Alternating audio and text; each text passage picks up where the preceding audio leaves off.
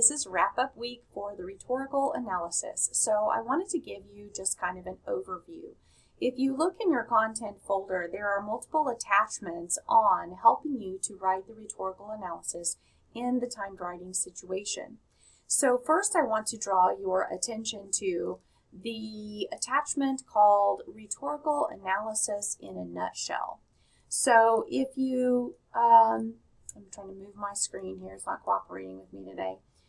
If you think about what is rhetorical analysis, just as far as what do I do, what is this thing, remember it's a compilation of all of the different chapters that I've had you read so far.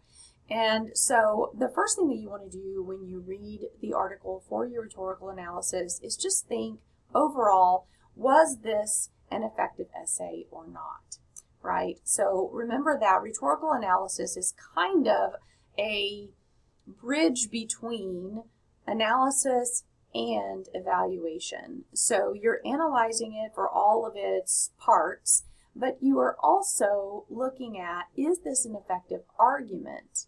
So if it is an effective argument, then you would tell us how it's effective. What are, for example, maybe 3 different things that make it effective?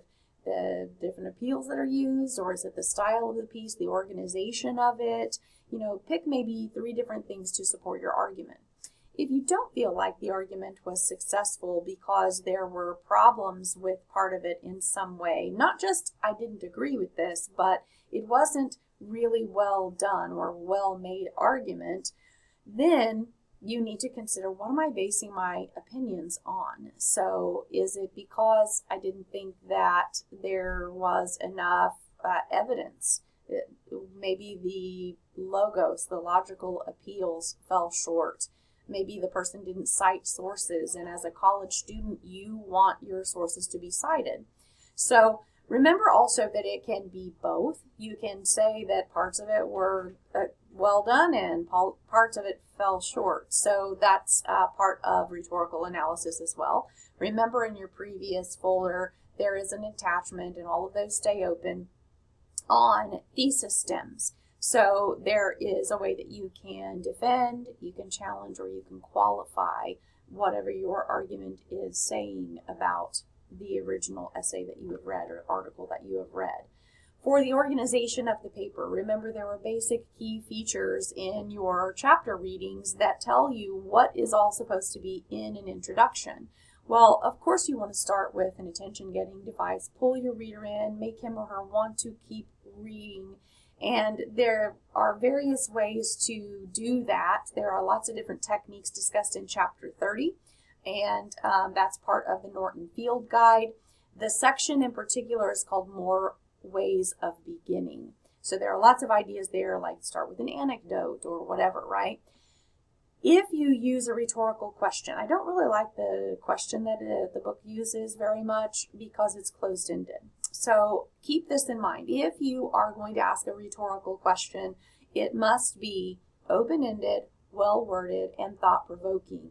And what I mean by that is an open-ended question invites an extended response, not just yes, no, a number, whatever, right? A closed-ended question would be something like, how many years have you worked at Cowley College? That's closed-ended because I can tell you in a word or two, whatever the answer is. So for starting an essay, in order to intrigue your readers, you want to instead invite extended thinking, and you do that with open-ended questions like, how do you, I don't know, whatever, or why does whatever, right? So, you've probably heard of the who, what, when, where, why, and how questions before regarding, investigative journalism or that kind of thing. We sometimes teach that early on in writing classes, to ask those questions and answer those questions when you are writing something back. However, not all of them are going to be open-ended. So when you start your essay with a rhetorical question, make sure it's open-ended. And of course, it needs to be well-worded, no boring old questions like, do you have red eyes, the old Visine commercial, but instead something that is well-worded and then also thought-provoking. You want to pull your readers in with that question. So remember Layton's rules for rhetorical questions. All right. So after you have a hook, then you want to address a summary of the piece. Just do it very briefly. What you're doing is you're demonstrating that you understand the article that you have read. You might also include something about the intended audience or the context or rhetorical situation. So where something is published might have an effect on its audience and meaning. For example, if I am writing to convince you to adopt school uniforms, well, if we are talking about an audience that is reading this in the local newspaper, then they might think, this information really doesn't apply to me. You're pulling in evidence from Detroit or Chicago, where those schools may have more of a need because of their being so large, etc. It might apply more there if you're bringing evidence in from surveys in those places rather than your audience right here. So you might address that intended audience in the introduction, or that might be a whole main point of your entire essay. But maybe saying, that the article was published in the New York Times or something like that, like the example that we've looked at already, would be a good idea. Maybe remember also that context is time, not just place of publication. So, the New York Times newspaper is read by people internationally. It doesn't just apply to New Yorkers, but generally 18 to 22-year-olds are not subscribing to that newspaper. It's generally an older audience, that kind of thing. So that is one thing that you could discuss. Or you might also address that this was published in 1990 when more of whatever you're talking about was taking place, okay? So that's context and intended audience. Make sure that in your introduction you bring in the title of the piece that you are analyzing and also the full name of the author, because we're going to refer back to whatever evidence you're bringing in from the text just by author name and page number in the body. All right, and then for the body of your essay, you want to think about breaking your thesis into pieces. If we go back up to this beginning, was this effective or not, why or why not, then if I have said in my thesis overall, this article has an effective argument. Well, that's kind of lame, it's kind of vague. But if that's what I said as my thesis, then I would want to think about, okay, why? Why is it effective? And those main ideas become my topic sentences of my body paragraphs. And I have on here for you to consider the rule of threes, meaning that if you're writing argument, you want to have at least three main ideas in order to fully support your argument, your claim, your opinion. We read about the differences and similarities between all those terms. And in your body paragraphs, then, you also want to think of the rule of threes, meaning that I want to support my topic sentence, my main idea of the paragraph, with at least three pieces of evidence. So it may be I pull in, a quote from the first paragraph and a couple of quotes from the second paragraph in order to explain my choice, my opinion about the logic being faulty or whatever, right? So that's where the chunk analysis comes into play. That was demonstrated in the attachment about body, where you introduce the evidence, you provide the evidence, that's textual evidence, in the form of a paraphrase or a quote, cite it by page number.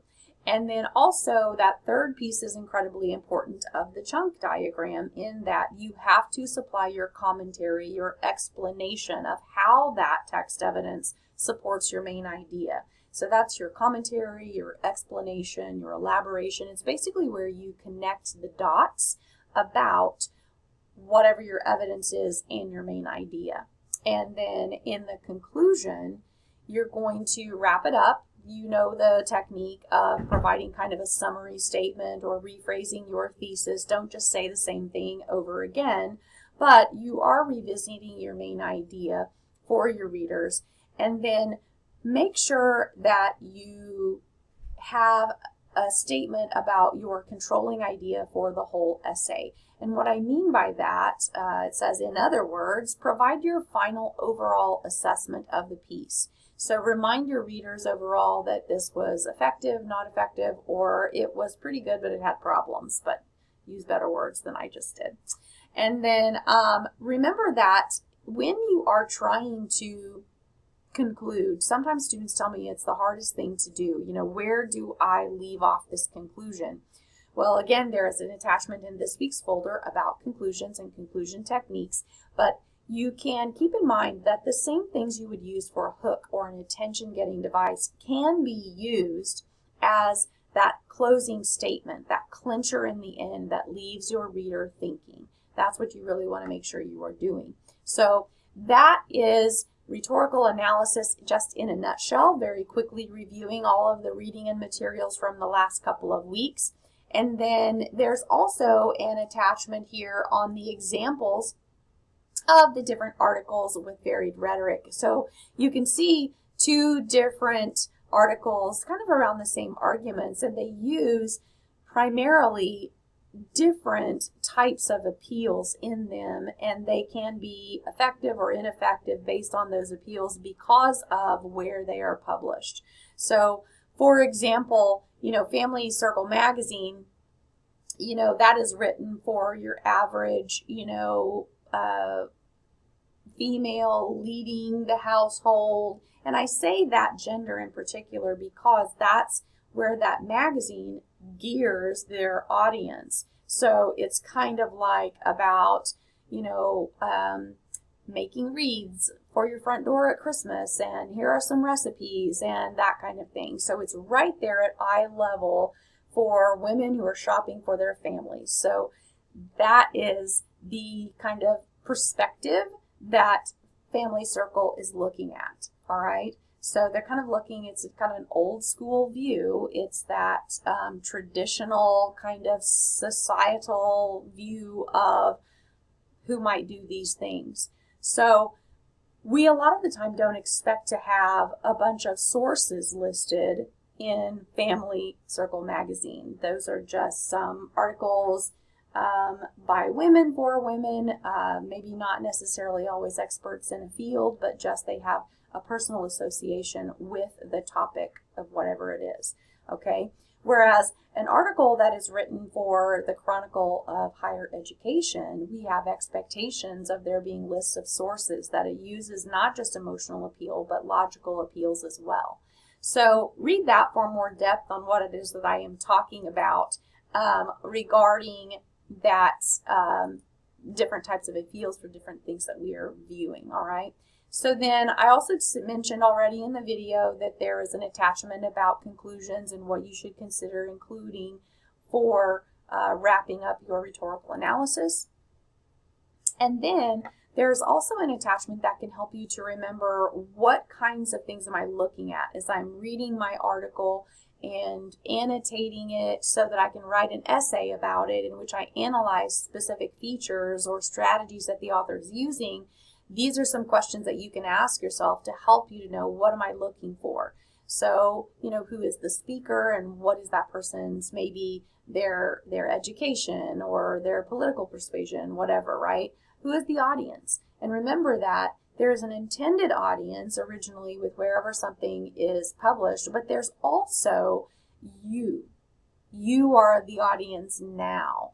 So you can address that while the readers of Family Circle magazine may accept this argument based on their personal experience and the emotional appeal, this reader or college students may not be as affected by this argument because college students are used to requiring more evidence for their ideas.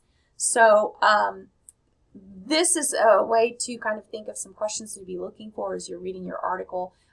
There is an acronym here that can help you to remember what these questions are at the top of the page. Any of those things can be used and a way to analyze the argument, okay?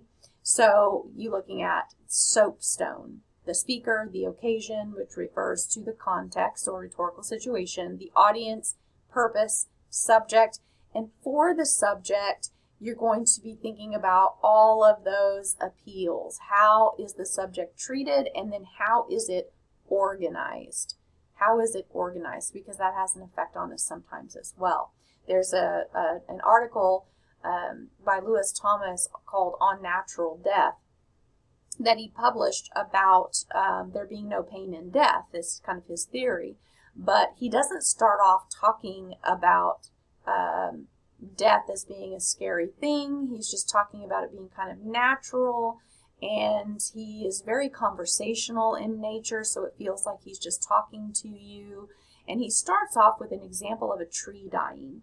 And so that's something that is a living thing, but something that many people don't get highly emotionally attached to. Then he talks about a mouse being killed by a cat. And while that can still be kind of brutal, right? Many people don't shed a lot of tears about old yucky rodents. He doesn't, give an example of a dog dying or even the cat dying, because he knows that we would be too emotionally close to that kind of argument, because those pets are our families sometimes, right? But instead he uses an icky old mouse as his example, because he's trying to keep us at an emotional distance from what he is talking about. Then he ties them together. He talks about the tree and the mouse together and how they share some features. And then finally he gets to his example of people in a car crash when he was in the war. And they just talked like nothing was really wrong, but in the car wreck, they had been severely injured. But he doesn't talk about it in such a way that makes us feel emotional. He keeps it pretty detached.